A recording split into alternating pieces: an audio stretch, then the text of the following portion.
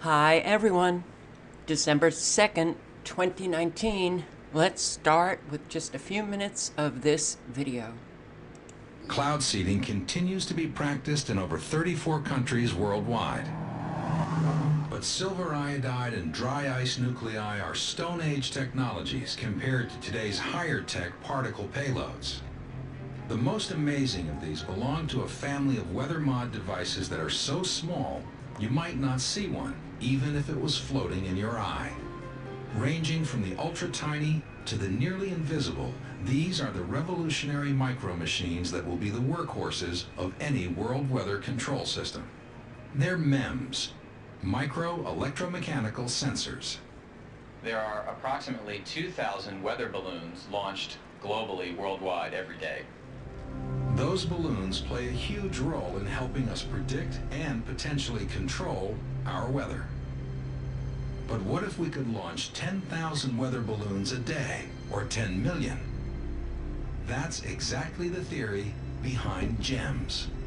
GEMS are global environmental MEMS sensors, a concept that we have come up with that deals with a massive wireless network of airborne probes. The idea is to release 10,000 or more of these dust-sized probes every day from airplanes, stratospheric platforms, or satellites.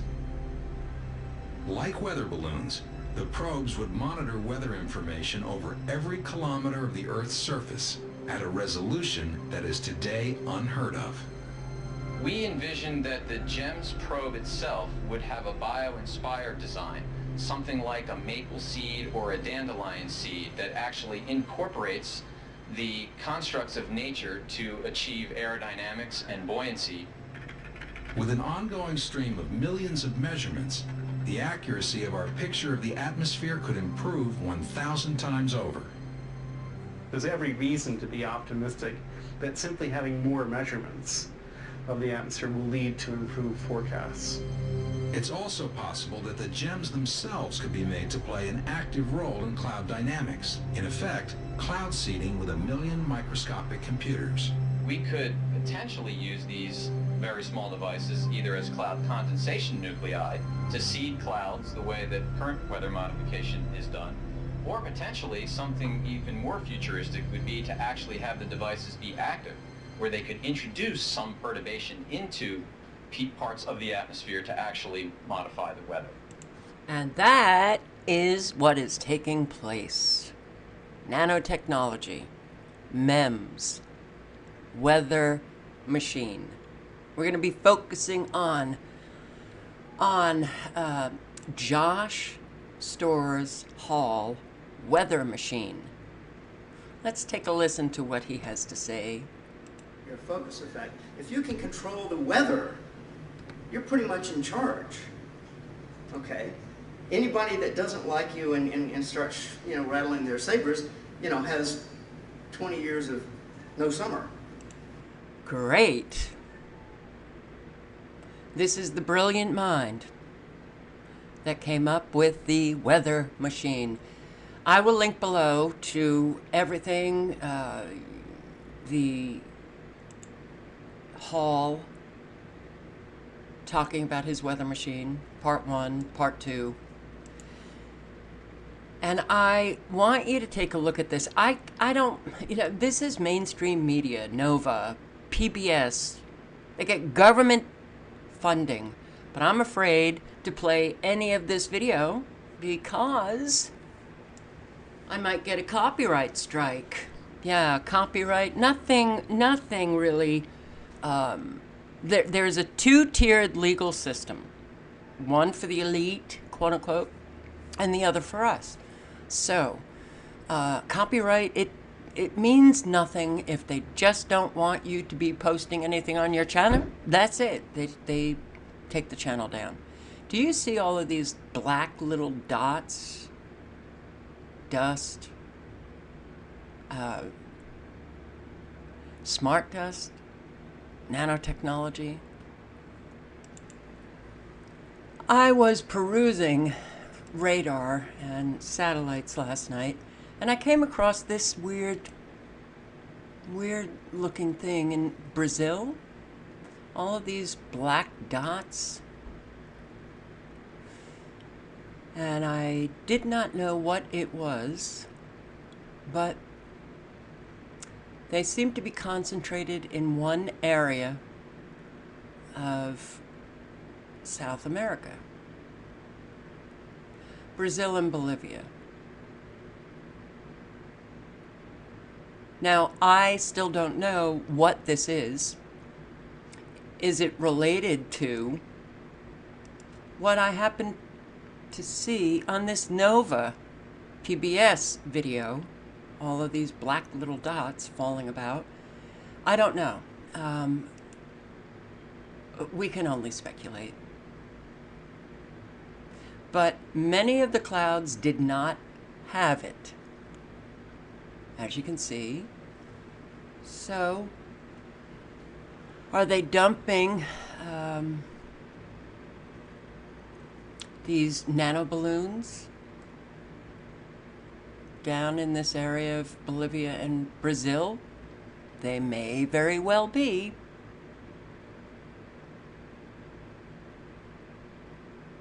And this thing blows up. And this is in Bolivia. Okay. I'm seeing a lot of very strange happenings on radar and satellite now, and yeah, I like to know what I am seeing. I like to know what's going on. And they do seem to have a square shape to them. So, my only guess is these are nano balloons. And it's really very fascinating when you get into the research about these things. So, let me now talk to you a little bit about Hall's weather machine. Hang on. Well, before I start, I want to thank Quantum Matrix Radio. Thank you very much. I was looking for a video that I had posted, but I didn't know. Is it on Never Lose Truth? Is it on the backup channel, which I'm on now? Never Lose Truth 2? Well, because it was posted somewhere else, I was able to find it. And so thank you for circulating information, which is my primary reason for being here, posting this information. But I came across a video that actually said nanotechnology is controlling weather, just needs a military officer's command. And I was like, yes, okay, somebody else posted a great video. I think I'm going to use it in my video, and it turned out to be my video. So I don't even remember what I have posted. So I'm going to not get into too much information about this document here, which is the, oh, come on, Operational Defenses Through Weather Control in 2030, because I did read some excerpts of this document, which is very important. A United States Air Force document about nanotechnology, the weather machine, controlling weather. Controlling weather. And if you do a search, weather machine, nanotechnology, weather control, you will come up with an awful lot of information. So J. Storrs Hall, his weather machine, nano-enabled climate control for the Earth. It includes a mirror to be used either for reflecting sunlight back into space or directing it to a solar energy collector on Earth. The mirror can be turned as instructed, and third, because the balloon is made by a nano factory, as many of them as desired can be produced and put into operation in a very short time. We've got nanofactories operating in our atmosphere. In maybe a week or less, 10 million tons of raw materials could produce enough balloons to cover the entire Earth at 20 miles altitude. That may sound like a lot of material, but in fact, it's about the same amount that goes into a building, 100 miles of a modern highway. So it's well within a reach of even a small nation to acquire the materials if they have the hardware and software and a desire to control the weather of the Earth. Shifting mirrors inside balloons to make some areas warmer and others colder, to make some wetter and some drier, gives at least rudimentary power for Josh's nano-enabled climate control for the Earth. Now, I am going to be reading more because it's very important. It's really very important because there are so many methods now that they have to create weather, create it, not just wait until it comes about and then modify it and manipulate it and steer it, and no, create it. They now have control of our weather. The politics and ethics of the Hall weather machine. And I'm not going to get into the politics and ethics, but I'm going to get into the introduction of what this weather machine is all about. But take a look. I came across this picture and I was like, okay, this is maybe what I saw on satellite. But first, let me ask you guys in Southern California. I spoke to a subscriber yesterday. I saw what looked like some pretty bad storms in Southern California, specifically, and I was like, wow, whenever I see actual precipitation in California, I'm like, whoa, okay, you're getting some rain. Well, that's good. But when I spoke to my subscriber yesterday, who lives in Southern California, who lives in Long Beach, right where you see the precipitation, well, she said they got no rain. They were just covered with that gray cloud mass, but no rain. And I thought, that's odd. So, how do we read radar and satellites now when we have an awful lot going on up here, some of what we know, and a whole lot more that we don't know? You know, we have this twirling around, the Landocane. It's like, okay, utter madness, chaos in our atmosphere that we see, but it may not be chaos for those who are controlling the computers.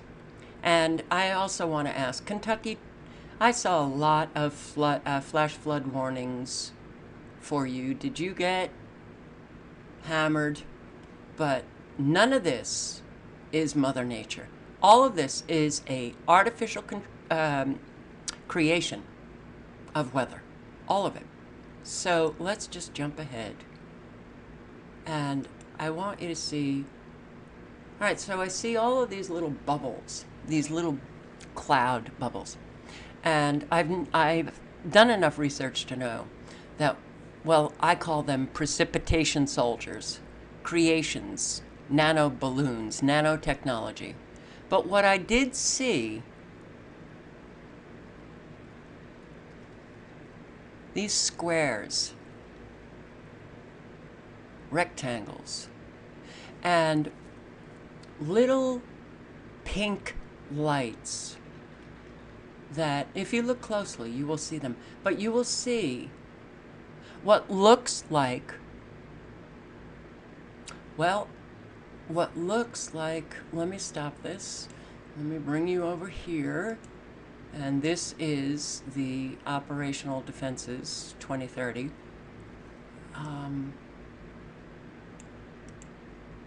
MEMS nodes. See these two, what look like little eyes and this rectangle? I think I actually captured that. Which I'm not suggesting that it's, hey, a great thing. I mean, it's visible to anybody. But you see the little pink up here. You see the rectangle. And something's happening in these little blips of cloud that suddenly erupt. All of it. Now somebody might say, oh, that's because you zoomed in too close. And no, it is not. Because then you would have it with every what has come out as a blue color. You'd have it all over.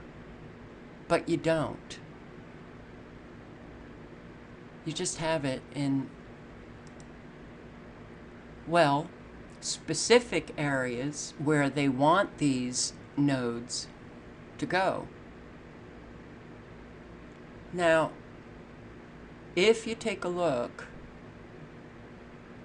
let me, hang on. Sorry, I just wanted to reconfigure the screen for you. So you have, there were so many tiny little blips of cloud erupting off the coast of California. And I tried to zoom in even more. But it looked like you had frequencies in the cloud, in some of the clouds. This illumination of the background, but you can see what looks like frequencies going off, and it changes color. You've got a little bit of pink, which I know enough about satellites to know that when the satellites are active, they're blinking red or green. I don't know if any of you have seen that in your skies, but I certainly have, and I've filmed it and I've posted it. Look at this pink up here, right up at the corner. But if you look closely, you will see what look like signatures of MEMS node, sorry. And this becomes even more illuminated right here.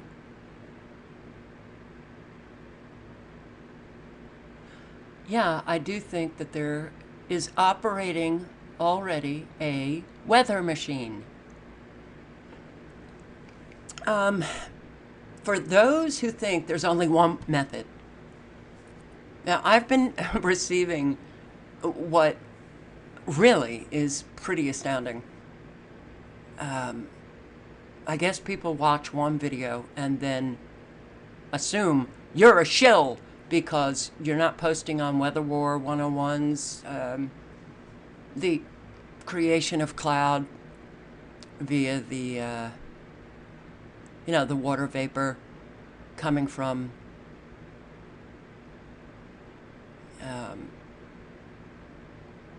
not smokestacks, but you know what I'm talking about. So they think that I'm a shill to try to get people away from Weather War 101's work. Whoa.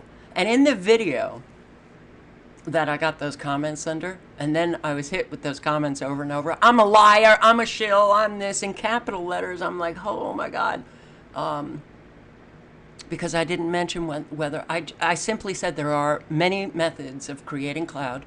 And, but if any of you remember Kafka Winston World, I posted a lot of Weather War 101's work, and I really thought it was quite, well, rather brilliant, and I even suggested to my subscribers that they donate to Weather War 101, keep that work alive. All right, but do you see what's happening here? I mean,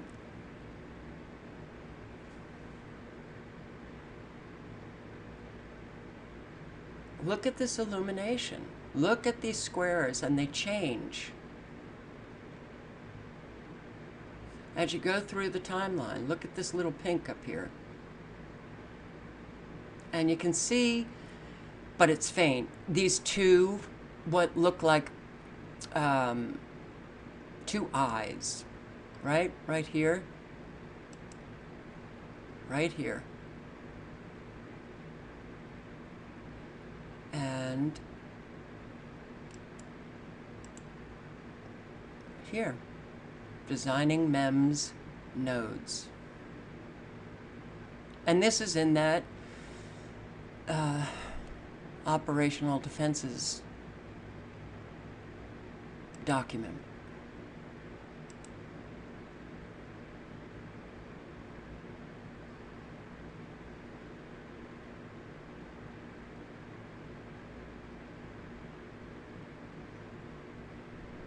What is happening in Northern California?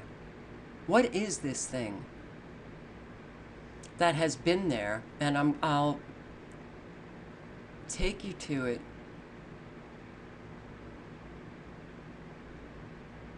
I was on this and captured quite a bit because I didn't know exactly what I was looking at. You see the pink? And I mean, look how illuminated this is into that square.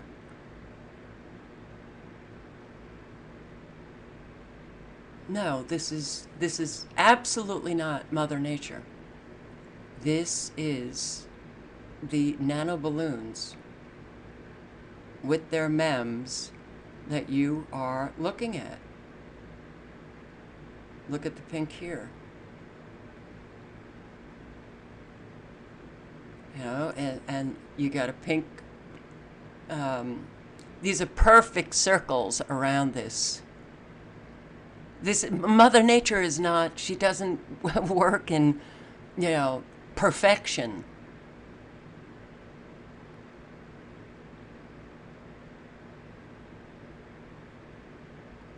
You can see the pink, the faint pink color. So they're either receiving or sending data. You see the pink over here. They're receiving data to, or receiving and sending. They communicate with each other. Now, I have been noticing this, and unfortunately, you see 1128 up here? That's the date of this capture.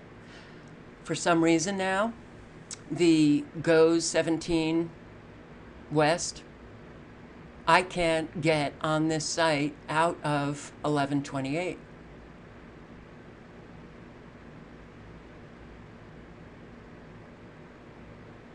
This is, look at all of these lines. This is a computer creation up here.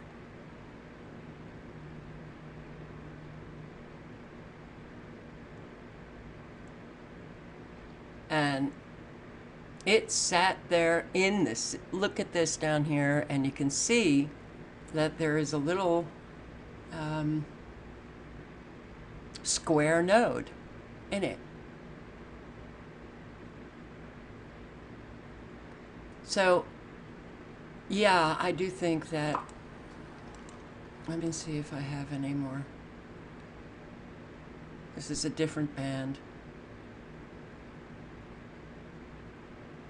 Little nano balloons, Hall's weather machine, taking place right before your eyes.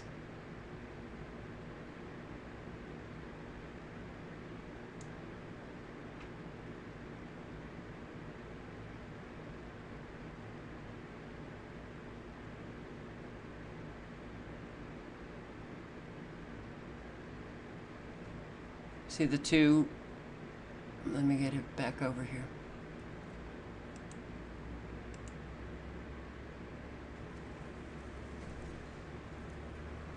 Where is it?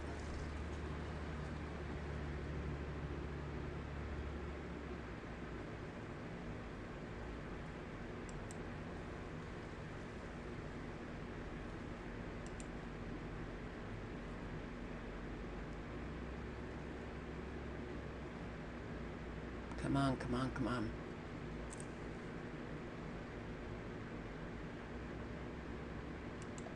Right here.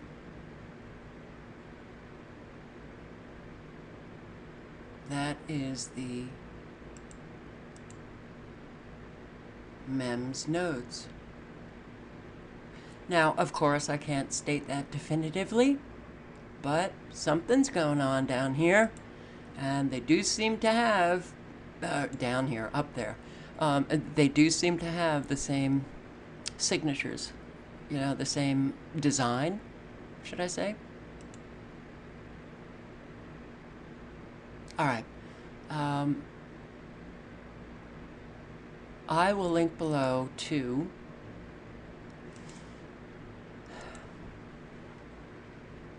and if you can get out of 1128, please let me know. I think it's strange that suddenly I could not get in for about 24 hours. It was just complete black. And then I was able to come back to this page. This is my current time, but I can't get out of 1128, which I think is very interesting because 1128, well, it's showing us a lot of what is happening. So here, and you can see the pink. This is not my capture. This is today, me doing it, but can't get out of 1128. And look at the illumination that takes place around, well, I guess the node. Look at the pink on this side. Look at the pink around here. And it's, I don't know if you're going to be able to see it in this video, so click on the link below, and it's quite clear to me, right here and here.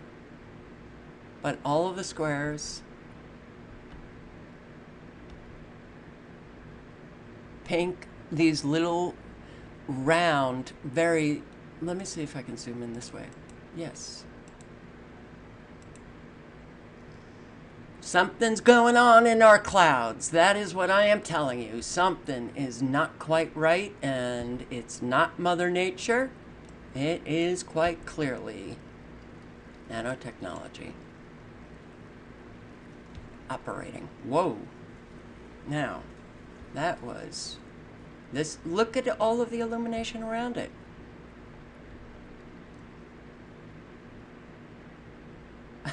And yes, these nanoballoons communicate. I'm going to tell you what they have in them. They communicate with one another, and they can come together. So they're coming together right here. Look at this.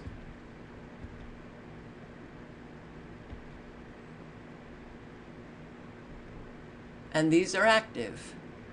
They're active. You can tell they're active because of the faint pink illumination that comes up, but these clouds are coming together. All right, we went back to the loop. Okay. All right, this is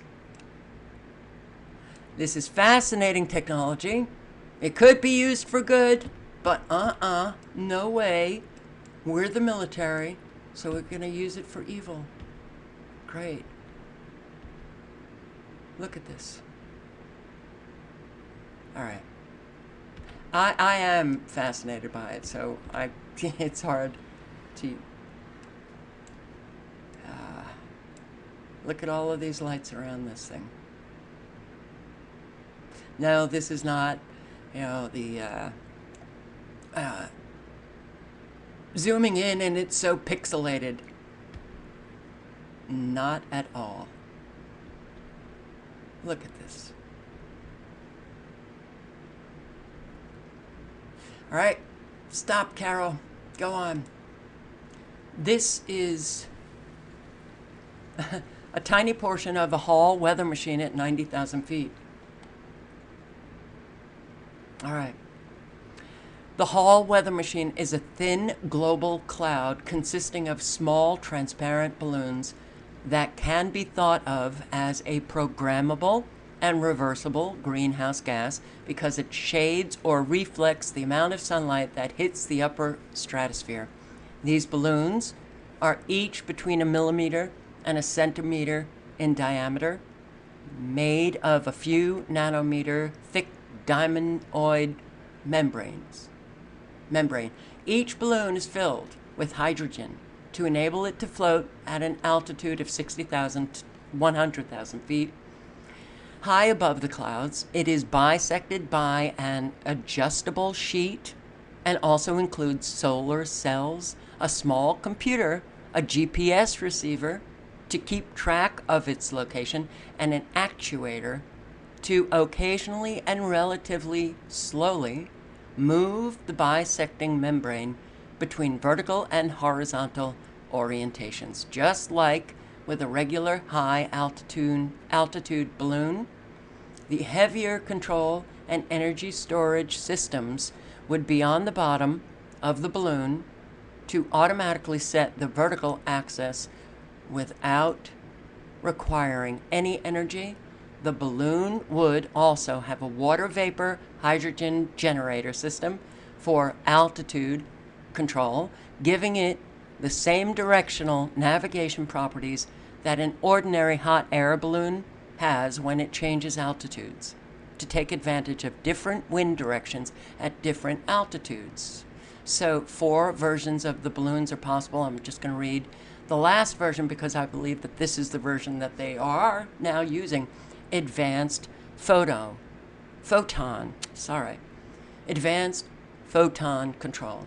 The balloon would be filled with an aerogel density metamaterial that could not only control reflectivity via diffraction, but also control the frequency and phase of ongoing photons, with or without stimulated emission. Technically, designing and controlling these kinds of balloons would be a magnitude or 2 more complex than the earlier versions. What is impressive about the weather machine is that by controlling 1/10 of 1% of solar radiation is enough to force global climate in any direction we want. 1% is enough to change regional climate, and 10% is enough for serious weather control. Every human-designed system, however, has unintended bugs and may cause negative consequences. There is some concern that the weather machine will accidentally cause catastrophic weather. More advanced versions of balloons are problematic because the weather machine wouldn't just control the intensity of solar and terrestrial radiation, but could also redirect and concentrate energy in addition to increasing the effectiveness of solar farms.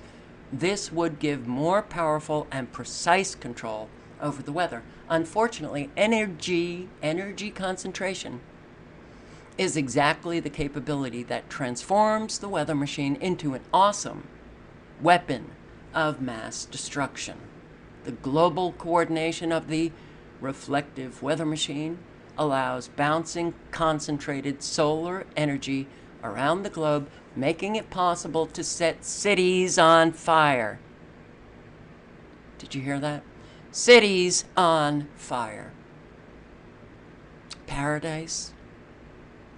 Well, the list is long of the fires in California, but not just in California, all over the world.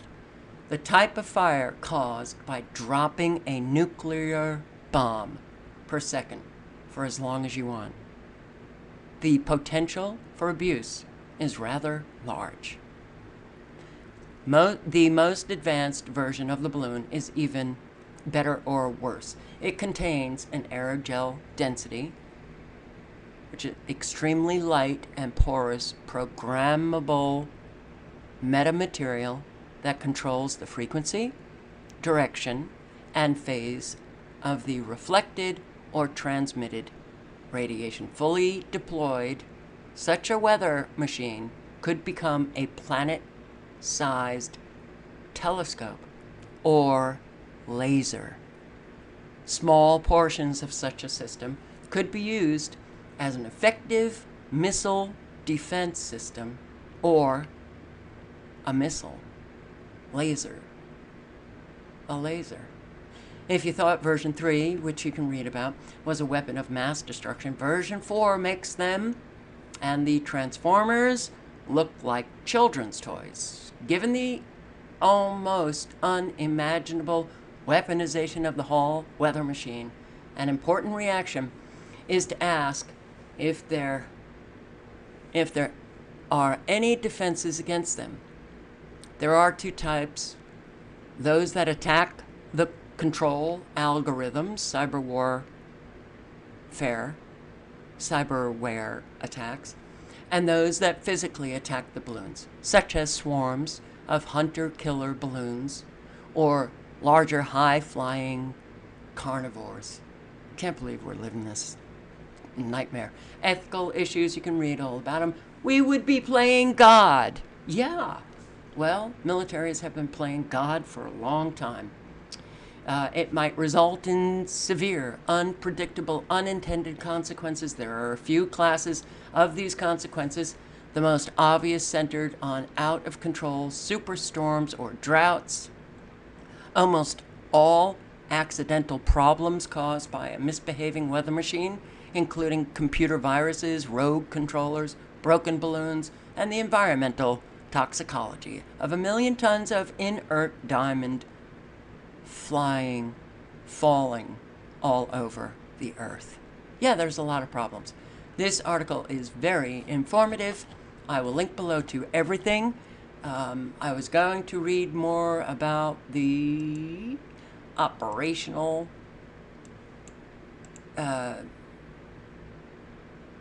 nanotechnology will enable creation of stratus cloud formations. It's not just the water vapor coming from, these, what the hell are they called? I can't remember, but you know what I'm talking about. What I, see as smokestacks. No, that's not the only way to create cloud. Hell, they can put in to the atmosphere lithium, aluminum, strontium, I believe selenium, and hit it with electricity. And whoa, yeah, aerosol, nanoparticulates. Then strike them with frequencies, voila, you got a cloud. So this operational defenses document is very informative. Weather creation involves networked miniature balloons feeding and receiving data. A network of diamond-walled balloons enter the area to be changed, and then both measures and affects localized temperature. There are many ways to create heat or create really cold weather. Not just one way. But, this networked miniature balloons feeding and receiving data, it allows them to manage the atmospheric system. What else do we have? Hey, it also allows them to create weather, not just modify it. Rather than steering a storm or moving a fog, a military commander will create weather. Great. And the date of this document was 2009. And this document said, hey, 10 years in the future, we'll be able to see more dynamic and specific use of nano and micro technologies. Oh, it's 10 years. 2019. Nanotechnology-enabled sensors and networks answered the problems of measuring, altering, and communicating the variables. So, it's easy, very easy to create perturbation in our atmosphere with these Nanoballoons. Air masses. Moving those air masses about. They can make high or low pressure areas simply. It's simple as heating or cooling a massive column of air with diamond balloons. Simple. So when we hear these meteorologists on mainstream media make complete, utter asses of themselves. Oh, wait, we just got a low pressure here. Oh, well, high pressure, low pressure, it's going to be really cold, it's going to be really hot. Oh, boy, okay. But they can't seem to predict weather that's coming within like 4 hours. Why? Because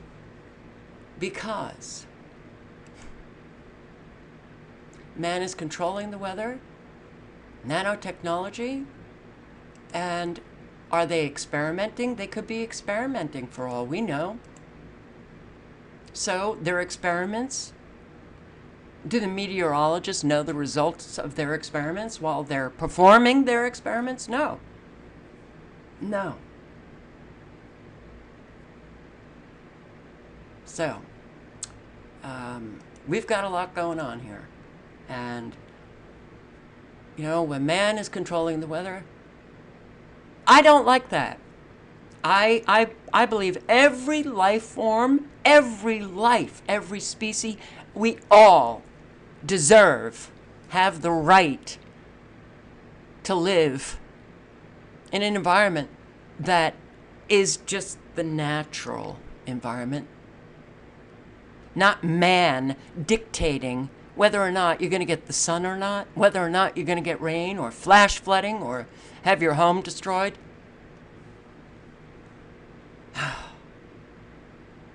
Yeah. Well, that's not what we're living anymore. So they can control specified localized temperatures. These nano network controllers within each balloon will maintain contact with neighboring balloons, and that's what you did see with these balloons. They're coming in contact with other balloons.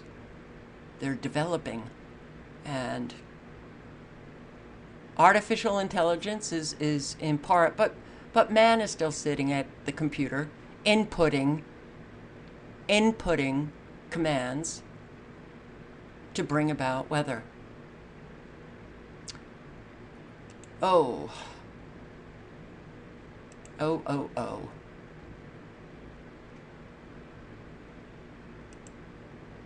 Nanoswarms. This is what it's built on. The nanotechnology, the nanoswarms, the SANET, the ANTS, ANTS, the weather control, applications of such networks to follow the development timeline and technology of